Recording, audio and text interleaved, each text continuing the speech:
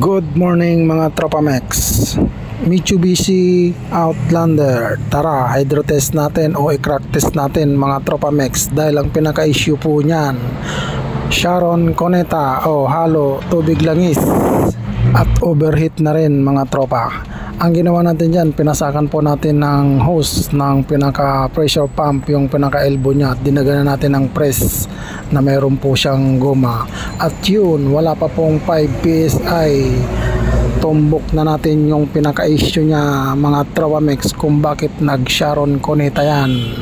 Kita nyo naman mga Tropa Max, butas po yung kanyang water jacket, kaya po nag-overheat siya, nauubos yung tubig na pupunta po sa langis. Kaya yun ang ending, Sharon Cuneta o halo mga Tropa Max. Ganun lang kabilis kumita ang machine shop, wala pang 20 minutes tumbok na agad yung problema, bayad agad si customer, 1.5 po agad yan mga tropang mekaniko.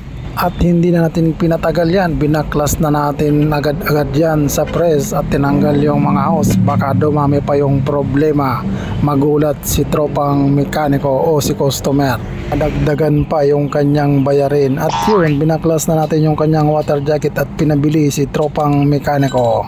At yun, sana nakakuha kayo ng kunting idea sa video na yan. Salamat!